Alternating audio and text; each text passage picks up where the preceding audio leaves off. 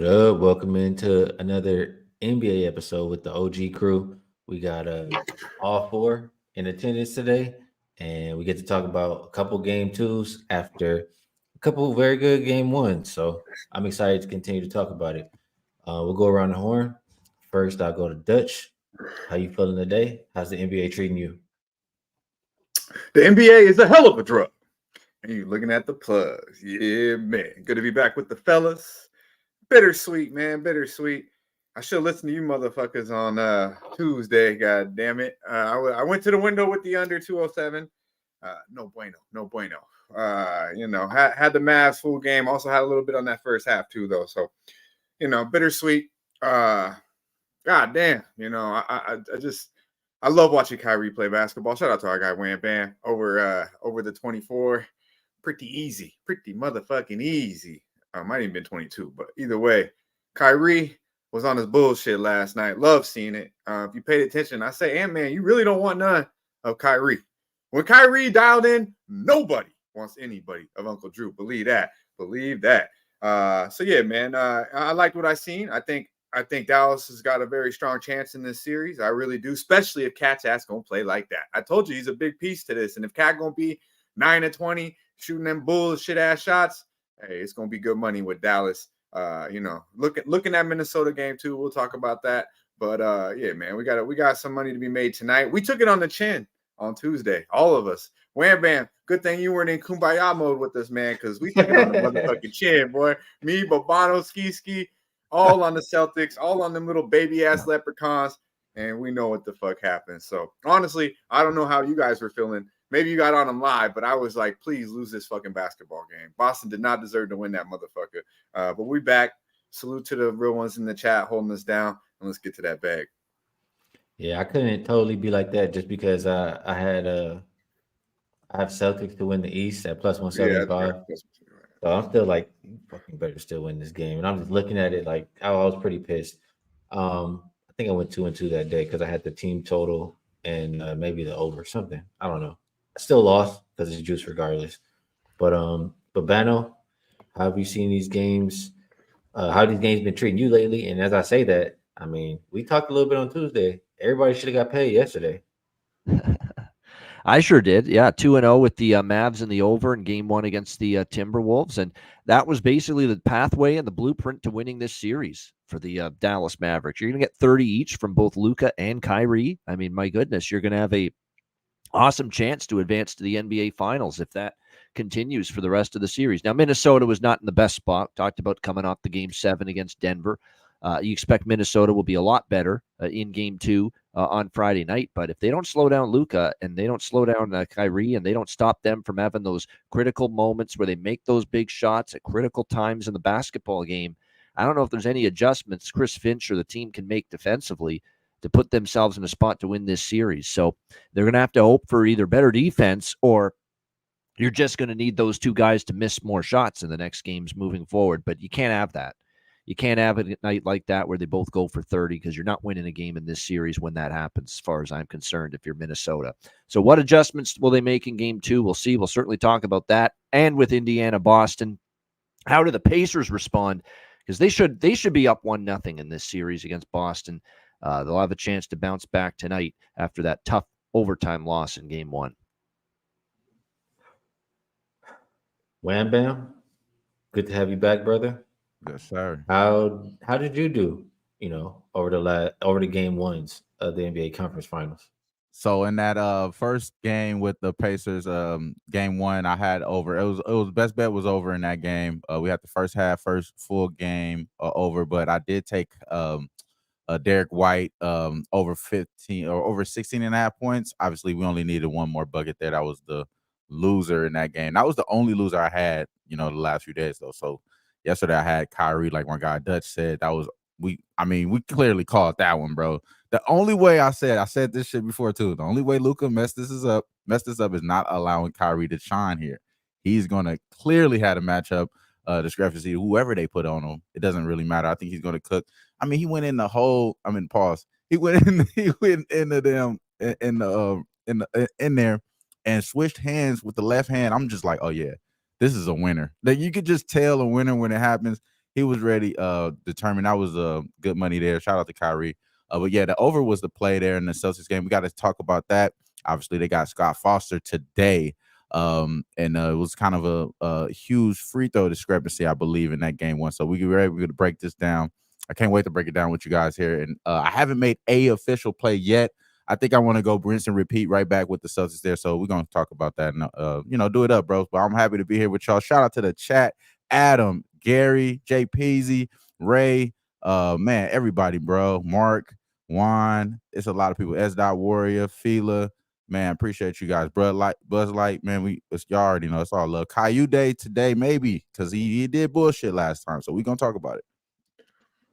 And let's get to it. We have 2 games to talk about. First one up is Pacers and Celtics. Opened up Celtics minus 8.5, still sitting right there. Total open 225. There are a few 225s out there, but it's sitting between that and 224.5. We know Porzingis is still out for the Celtics. Other than that, everybody's healthy. And for this one, I got to come to you here, Babano. I made a couple bets on this game already, and I have a feeling that you're going to be making at least one of those same bets in this one. How are you seeing Pacers and Celtics? Well, if you're Indiana, this is where you're going to be put to the test as far as how tough are you mentally. Because you got to be resilient and you got to have some fucking mental toughness to come back strong tonight after game one the way it ended. Because let's be real, they were up 115-110 with a minute to go. They had the Celtics basically up against the cliff and ready to push them over, and then they just got sloppy. They committed some bad fouls. They had some awful turnovers. Why the hell they threw the ball into the backcourt on that one inbounds play that led to a turnover in Celtics ball? It's beyond me. You're basically putting the ball back to your own basket. You realize that, right? Just get it down the court, away from your own basket, out of harm's way. And they were just inviting trouble from that time on. And sure enough, Jaylen Brown. Now, look, Jaylen Brown, circus fucking shot. Let's be real. That was incredible. That even went in to tie the game. But it did. It got the game to overtime. And the moment it goes to overtime, you feel like Indiana's going to not win the game because they felt they had lost the momentum. They lost their grip. They lost their control on the game. And that's basically what happened in the overtime. Boston pulled away. They ended up getting the win. Did this wake up the Celtics? We'll have to wait and see. What I do know is I've seen enough now of Indiana in terms of their ability to execute on offense.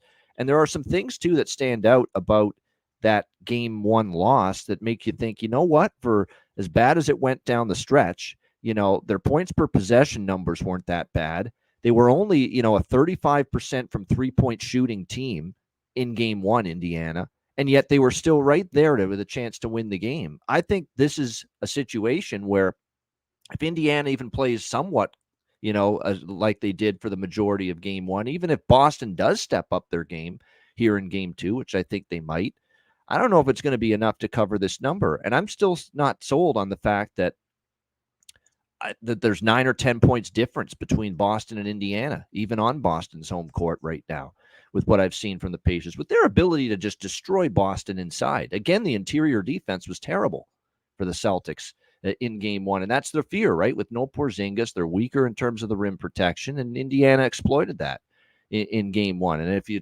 tailed my Aaron Nesmith prop, over 9.5 points in game one, I hinted at that. That was going to be a guy that could really take advantage of that for Indiana. So I'm back on the Pacers. I shouldn't say I'm back on the Pacers because I was on Boston in game one, just thinking the tough turnaround, which makes what they did in game one even more impressive. They come off the New York series, game 7 on Sunday, and to play that well in game one.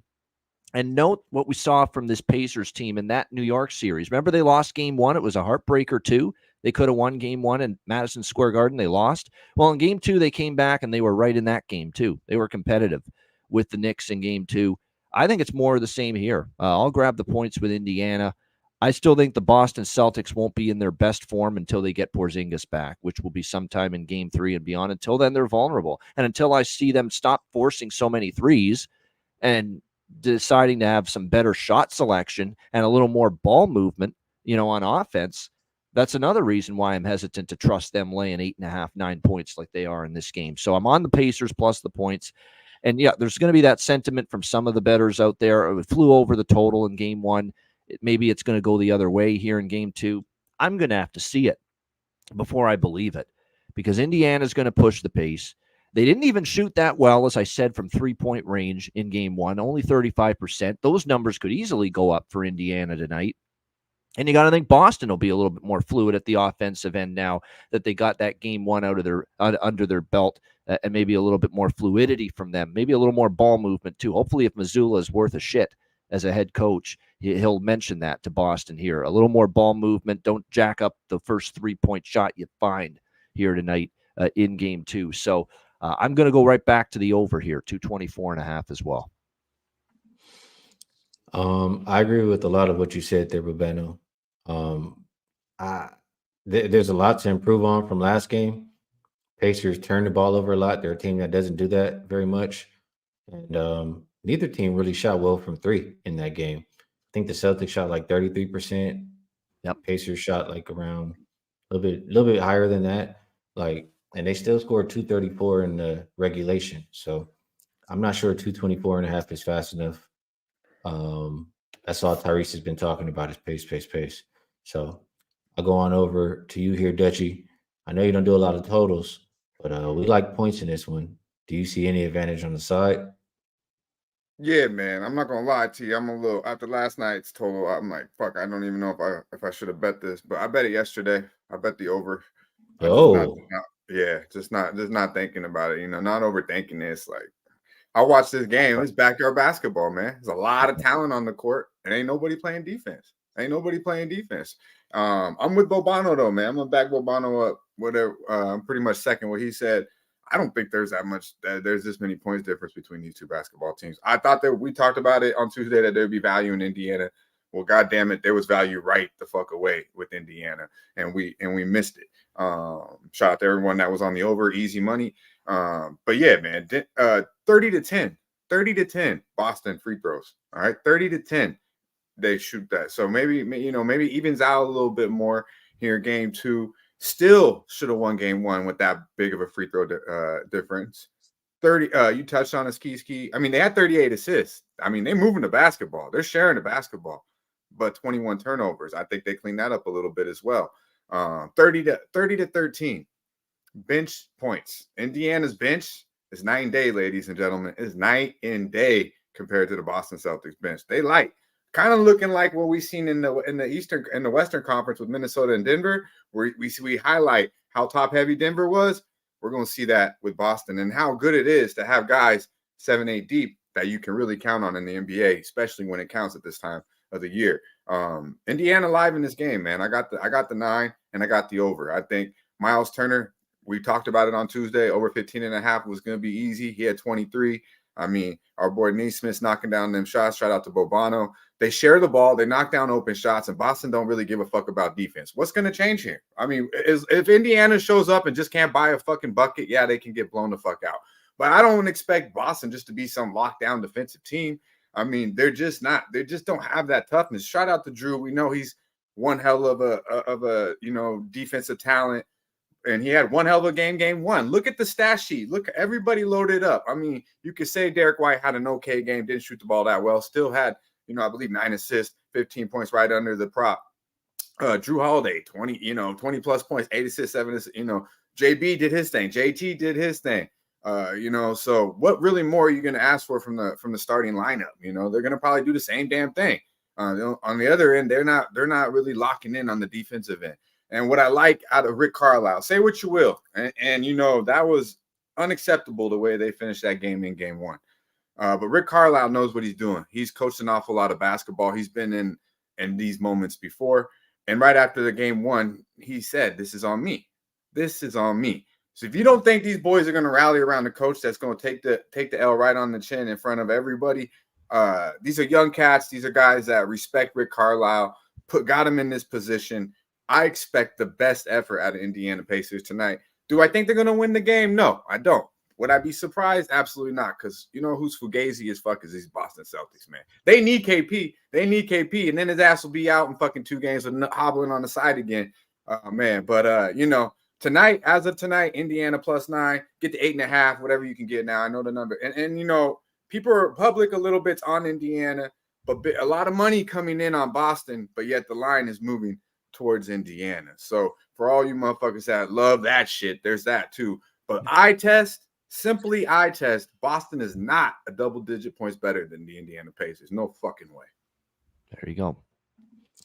Yeah, I can't argue that. And I think the Pacers plus the points, you know, I definitely cannot talk you off. Appreciate you guys in the chat. And just for the record, I won my 4% last night. Everybody in the chat. We appreciate everybody in the chat. Everybody. Exactly. People, man. Shout out to the people. 100%. Wham Bam, how you seeing it?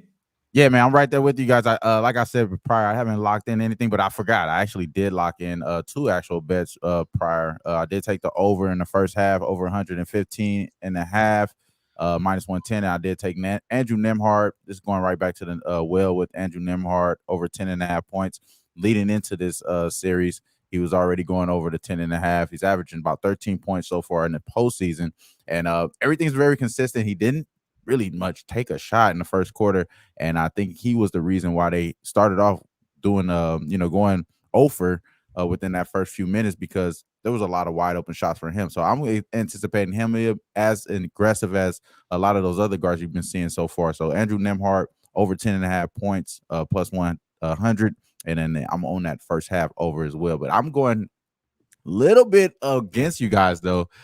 I think that the red phone activity showed us that the NBA, they don't want the Celtics to go out like that. You know what I'm saying? Because the way, like you said, Babano, it don't make no sense the way those boys was throwing the ball away, shooting step back threes, being up so much. Similar to what I was seeing from Cat yesterday. We'll talk about that. Like, once you've seen one shot go in for Tyrese Halliburton, now you think you just got to shoot all the threes. Like, what the fuck, bro? Go in the hole, do what you have to do to make this a possession type game, especially down the stretch. And then not even fouling Jaylen Brown down there was a mishap that I know Carlisle was going to do. So that just had me thinking that this is NBA fuckery there. I'm sorry to put that out there and be the 10 hat guy here, but that just what that looked like to me. You know what I'm saying? That didn't make sense at all. I seen WWE before, so I'm just going to put that there.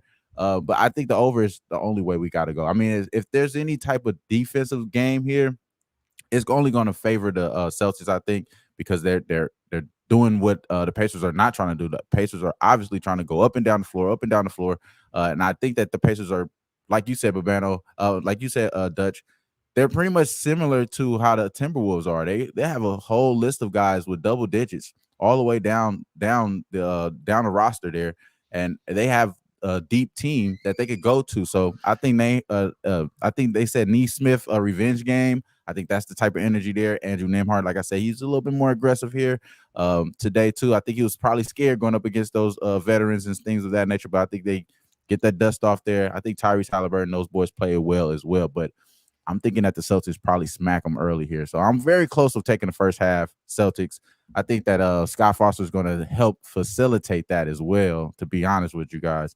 And I think the Celtics probably win convincingly here, and then Pacers figure it out back in Pacer country, like like AOD said. So I don't know, you know what I mean, as far as the side, but I'm for sure locked in with you guys with the over. It's not broke right now, so we ain't gonna fix it. It's been pretty much like that this whole series. So why would we change that just because it's the playoffs? And I think the playoffs are really just fabricating the fact that this team is going to continue to push the pace. You know what I mean? You're looking at playoff numbers. You want to see playoff totals. This looks like a playoff total, but this is not a playoff style game. I think it's going to be like Dutch said, backyard basketball, up and down the floor. So we're all in agreement. Yeah. We think this is going to be high scoring here, and I hope we're right. Definitely hope we're right. And one last thing I want to say about what Dutch said, it's 100% true. There's nothing that brings together a locker room more when the coach takes the bullets for the players. And that's exactly what Rick Carlisle did after game one. He said, it's on me. I needed to do a better job managing that end game situation in game one that cost us the game in the end. He didn't blame Tyrese Halliburton. He didn't blame Miles Turner. He didn't blame any one of his players. He said, it's on me. It's my bad. I didn't do a good enough job late in that game. That brings the players closer with the coach, in my opinion, and they'll go to war for that coach when he's got their back, like Rick Carlisle did after game one. So something to keep an eye on tonight, that maybe they rally around that whole situation. Good stuff. And last game we have to talk about for the day. It will go off tomorrow. We're looking at the Mavericks and the Timberwolves once again. It opened 4.5-point favorites for Minnesota. They're now 5, even some 5.5s popping up. Total 207.5, down from 208. That was a very, very interesting and good game that we saw in game one.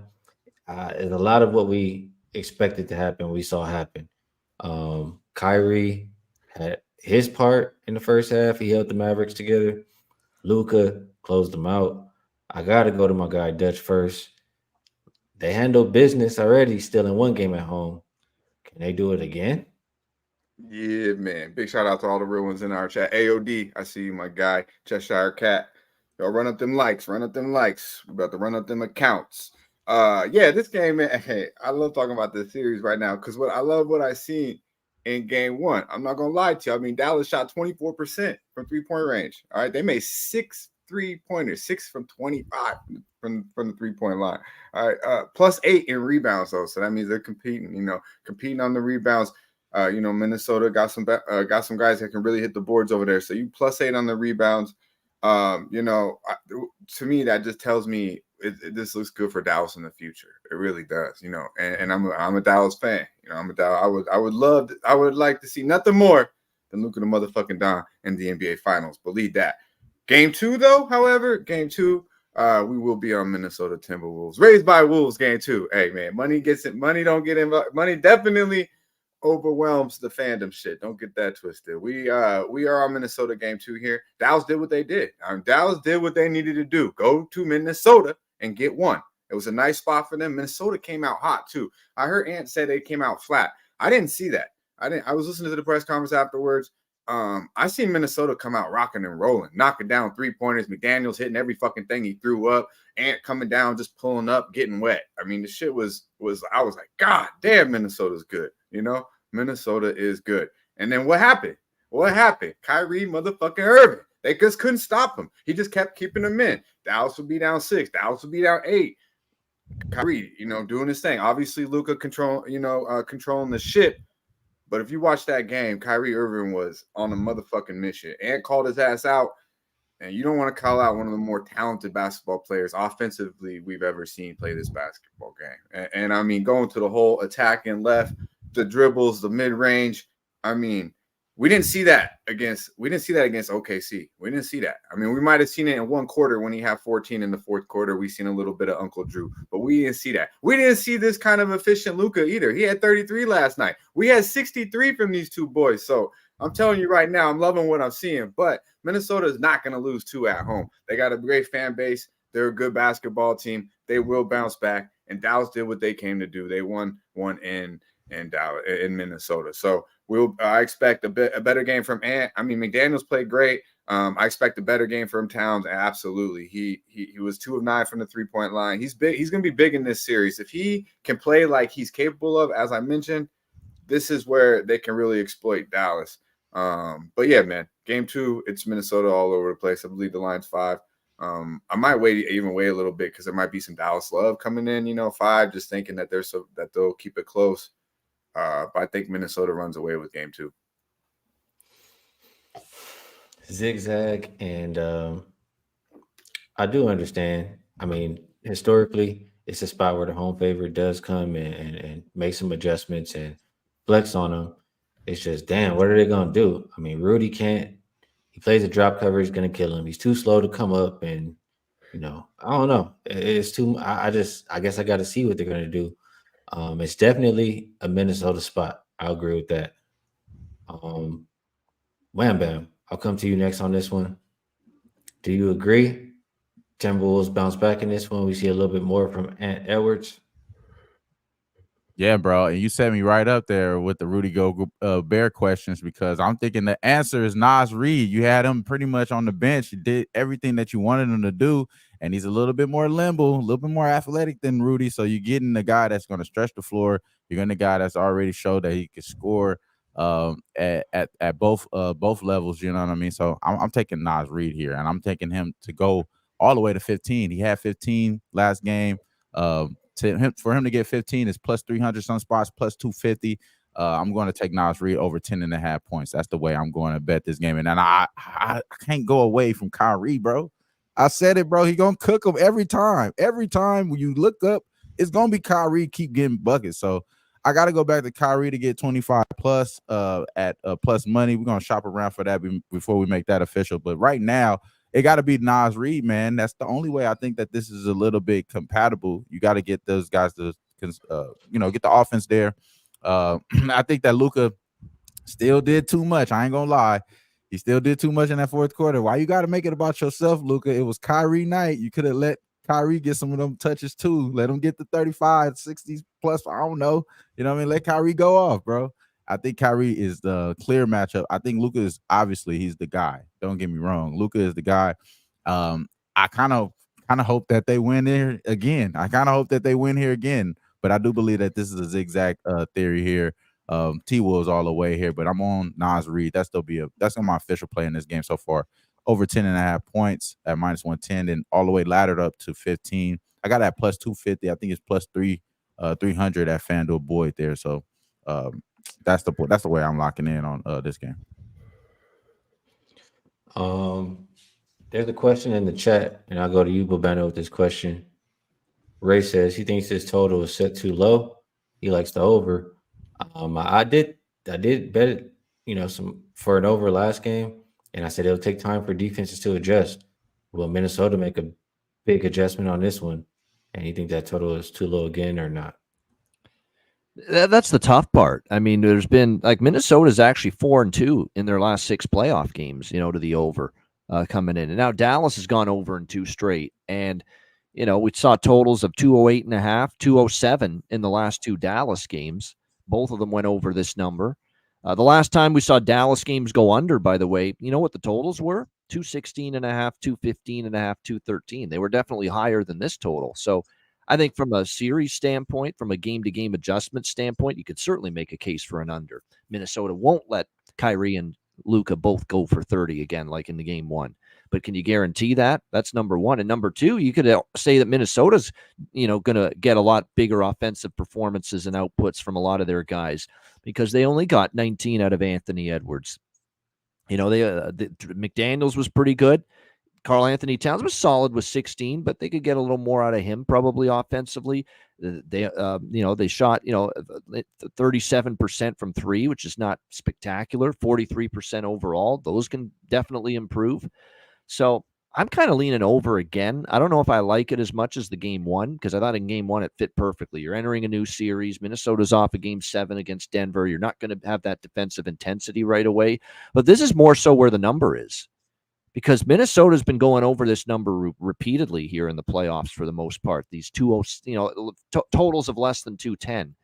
You might see that, and Dallas the last 2 games as well have gone over, totals in this range. So I'm leaning over, but what I like here is I like the Minnesota trifecta here. Now I like more so Minnesota early. So I've got Minnesota full game, minus 4.5, minus 5, depending on which book. But I have a little bit more of my overall bet on the 3 of them on the first quarter and the first half for Minnesota. I think those are the better looks, actually. Minnesota minus 2 first quarter, Minnesota minus 3.5 in the first half. Look, they did have a great start in game 1 in terms of the first quarter. They won the first quarter. They were up by 6. They ended up covering the first half as well by a half a point. And now you've got them at home looking to avoid an 0-2 deficit back to Big D off a loss. So you would think that strong emphasis on starting strong is there once again for Minnesota here in game 2 on Friday night. So I like Minnesota all 3 ways, full game, first half, first quarter, but I'm going to put a little bit more of the overall amount on the first quarter and the first half, a little bit less on the full game. That'll be the approach. And I lean over with the total. and I get it. Um, I'm still thinking about this one. I'm not gonna lie. The spot for the Timberwolves, I don't want to bet against, so it's kind of Timberwolves or pass for me. And I thought about, I have the Mavs to win the West. I could jump in and bet the Timberwolves. I have the Mavs at plus 650. I could bet the Timberwolves at like plus 138 or whatever it is right now, and just guaranteed profit. But I don't know. Feel like the Mavs kind of got this one right now, and it is only game one, but that's just really how I'm feeling. So we'll see how I I'm actually bet standing this by what game. I said, though, Skee. Even though I like Minnesota a little bit in game 2, you're going to allow 30s to both of those guys. You have no shot, none, zero in this series, none at all. If you're going to give up 30 plus to both Luka and Kyrie in the same game, you are not winning any game in this series doing that shit. If you're Minnesota, Yeah, we're gonna see some adjustment. I'm just not sure what it's gonna be. So think about it a little bit more, but good stuff from everybody here. And now it's about that time we can move on over to best bets. So, per usual, slide it over to my guy Wham Bam. Let the people know what you think is the best way to get paid. Best way to get paid tonight. I'm going to keep this trend going. I don't know where we all going to go, but I'm going to start off with the first half. First half, Celtics over 115 and a half.